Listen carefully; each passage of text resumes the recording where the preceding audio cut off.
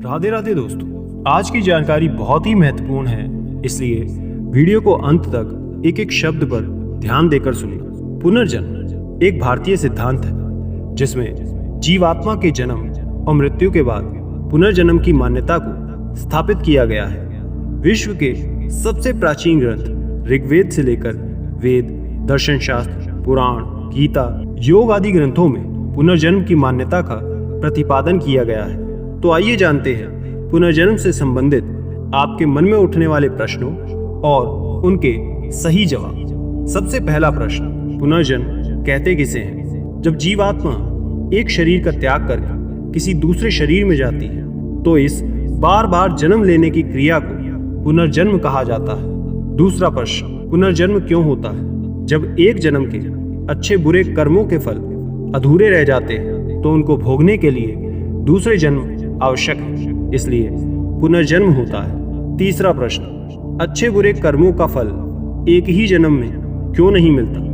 क्योंकि जब एक जन्म में कर्मों का फल शेष रह जाता है तो उसे भोगने के लिए दूसरा जन्म अपेक्षित होता है। चौथा प्रश्न, पुनर्जन्म को कैसे समझा जा सकता है? पुनर्जन्म को समझने के लिए जीवन और मृत्यु को समझना बहुत आवश्यक है, और जीवन मृत्यु को समझने के लिए शरीर को समझना बहुत आवश्यक है। पांचवा प्रश्न, मनुष्य जीवन की संरचना क्या है?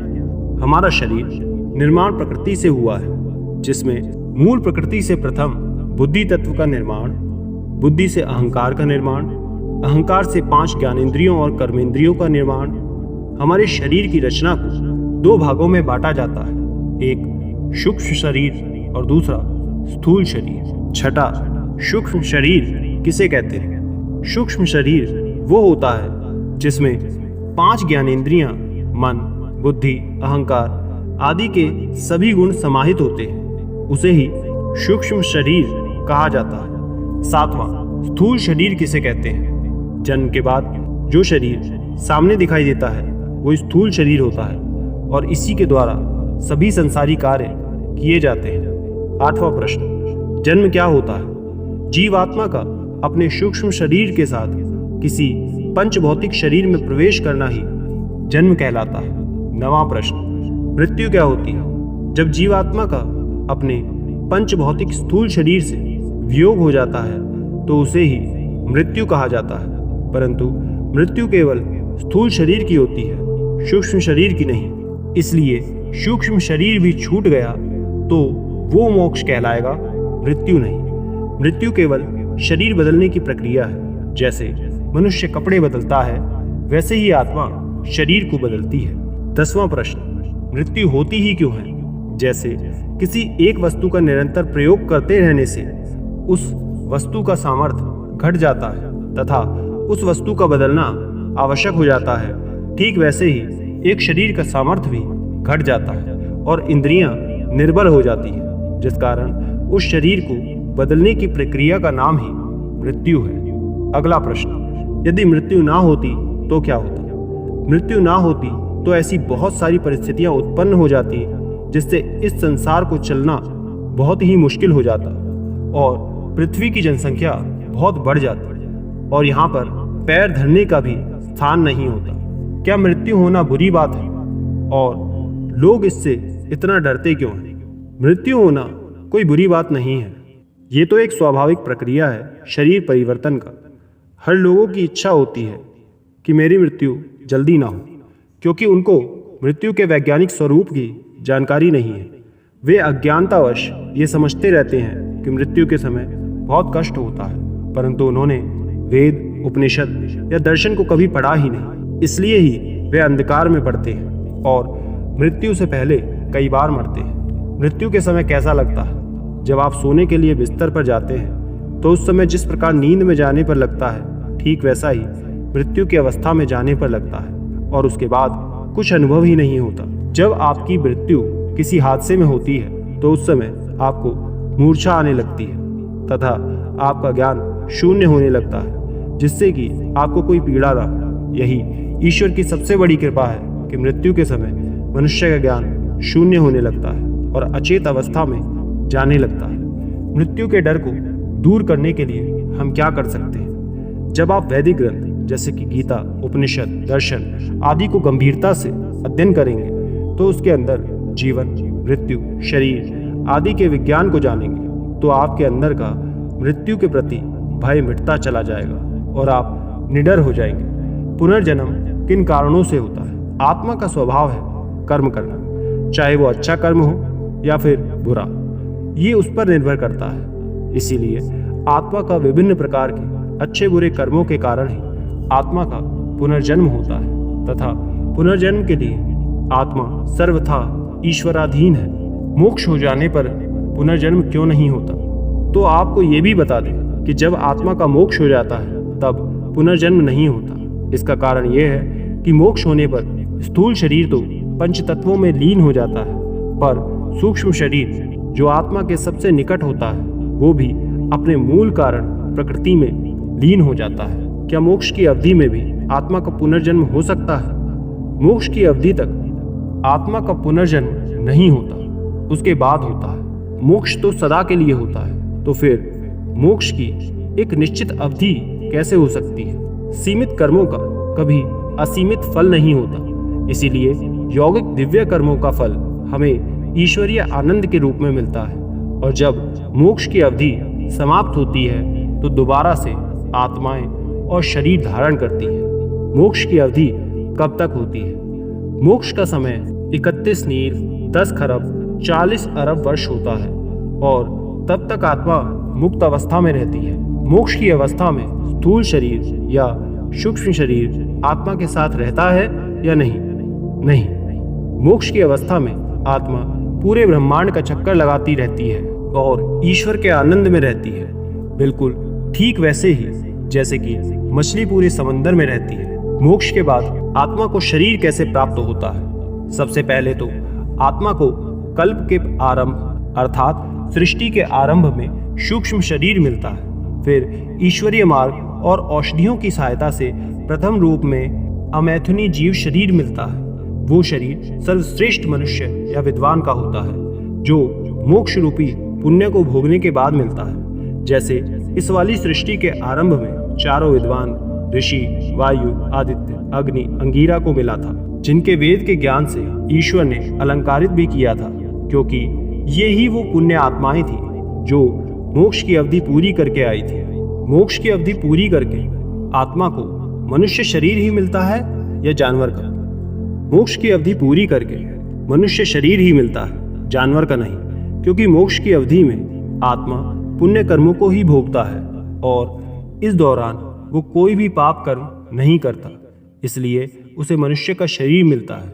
मोक्ष होने से पुनर्जन्म क्यों बंद हो जाता है? क्योंकि योगाभ्यास आदि साधनों से जितने भी पूर्व कर्म होते हैं वे सभी कट जाते हैं। क्योंकि कर्म ही पुनर्जन्म का कारण होता है, इसलिए जब पूर्व कर्म ही नहीं होगा तो पुनर्जन्म भी नहीं होगा। पुनर्जन्म से छूटने का उपाय क्या है? पुनर्जन्म से छूटने का उपाय एकमात्र है योग मार्ग से मुक्ति या मोक्ष को प्राप्त करना। पुनर्जन्म में शरीर किस आधार पर मिलता है? जिस प्रकार के कर्म आप एक जन्म में करते हैं उन कर्मों के आधार पर ही आपको पुनर्जन्म में शरीर मिलता है। कर्म कितने प्रकार के होते हैं? मुख्य रूप से कर्मों को 3 भागों में बांटा गया है: सात्विक कर्म, राजसिक कर्म तथा तामसिक कर्म, जिसमें सत्य, भाषण, विद्याध्ययन, परोपकार, दान, दया तथा सेवा आदि सात्विक कर्म कहलाते हैं, जबकि मिथ्या भाषण, क्रीड़ा, स्वाद लोलुपता, स्त्री आकर्षण तथा चलचित्र आदि राजसिक कर्म कहलाते हैं। इसी तरह चोरी, जुआ, ठगी, लूटमार तथा अधिकार हनन आदि तामसिक कर्म कहलाते हैं। और जो कर्म इन तीनों से बाहर होते हैं वे दिव्य कर्म कहलाते हैं, जो कि ऋषियों और योगियों द्वारा किए जाते हैं। इसी कारण उन्हें तीनों गुणों से परे माना जाता है, जो कि ईश्वर के निकट होते हैं और दिव्य कर्म ही करते रहते हैं। किस प्रकार के कर्म करने से मनुष्य योनि प्राप्त होती है? सात्विक और राजसिक कर्मों के मिलते जुलते प्रभाव से मानव शरीर प्राप्त होता है।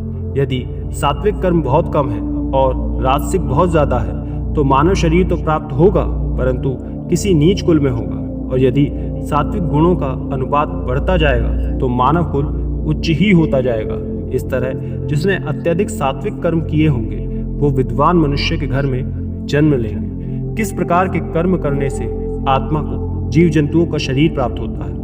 तामसिक और राजसिक कर्मों के फलस्वरूप आत्मा को जानवर का शरीर मिलता है। जितना तामसिक कर्म अधिक किए होंगे उतनी ही नीच योनि उस आत्मा को प्राप्त होती चली जाएगी। जैसे लड़ाई स्वभाव वाले और मांस खाने वाले को कुत्ता, गीदड़, सिंह, सियार आदि का शरीर मिलता है तथा घोर तामसिक कर्म किए हुए को सांप, नेवला, बिच्छू, कीड़ा, कॉकरोच, छिपकली आदि का शरीर मिलता है। क्या हमें ये पता लग सकता है कि हम पिछले जन्म में क्या थे और आगे क्या होंगे? नहीं, कभी नहीं। सामान्य मनुष्य को ये पता नहीं लग सकता, क्योंकि ये केवल ईश्वर का ही अधिकार है कि हमें हमारे कर्मों के आधार पर शरीर दे। वही ये सब जानते हैं। हमें कैसे पता चल सकता है कि हम पिछले जन्म में क्या थे? केवल एक सिद्ध योगी ही ये जान सकता है कि हम पिछले जन्म में क्या थे, क्योंकि योगाभ्यास से उसकी बुद्धि अत्यंत तीव्र हो चुकी होती है। इसलिए वो ब्रह्मांड एवं प्रकृति के महत्वपूर्ण रहस्यों को अपनी योग शक्ति से जान जाता है। कैसे एक योगी भूत भविष्य सब जान लेता है?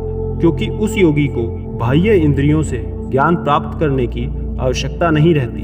वो अंतःमन और बुद्धि से सब जान लेता है। इसलिए उसके सामने भूत और भविष्य दोनों सामने खड़े होते हैं। पुनर्जन्म का कोई प्रमाण है या नहीं?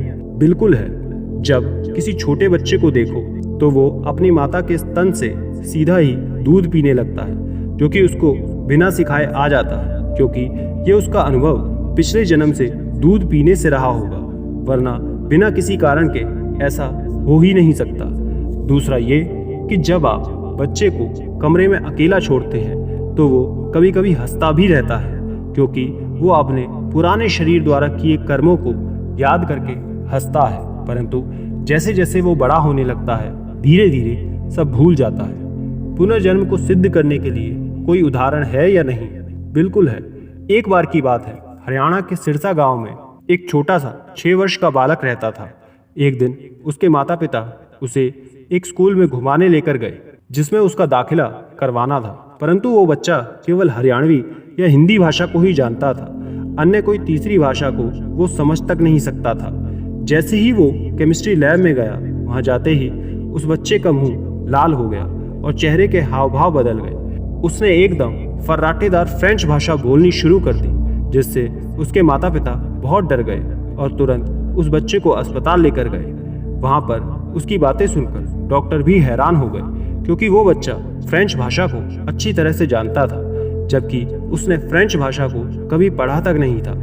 जब उस बच्चे से फ्रेंच भाषा के बारे में पूछा गया तो वो बोला, मेरा नाम साइमन ग्लेस्की है और मैं फ्रेंच केमिस्ट हूँ तथा मेरी मौत मेरी प्रयोगशाला में एक हादसे के कारण हुई थी। तो यहाँ देखने की बात यह है कि इस जन्म में उसे पुरानी घटना के अनुकूल मिलती जुलती परिस्थिति से अपना वो सब याद आ गया, जो कि उसकी गुप्त बुद्धि में दबा हुआ था। पुनर्जन्म की घटनाएं भारत में ही क्यों होती हैं? पूरा विश्व इसको मान्यता क्यों नहीं देता? ये घटनाएं पूरे विश्व भर में होती रहती हैं और विश्व इसको मान्यता इसलिए नहीं देता क्योंकि उनको वेदानुसार यौगिक दृष्टि से शरीर का कुछ भी ज्ञान नहीं है। वे केवल मांस और हड्डियों के समूह को ही शरीर समझते हैं और उसके लिए आत्मा नाम की कोई वस्तु नहीं है। तो ऐसे में उनको ना जीवन का ज्ञान है, ना मृत्यु का ज्ञान है, ना आत्मा का ज्ञान है, ना कर्मों का ज्ञान है, ना ईश्वरीय व्यवस्था का ज्ञान है।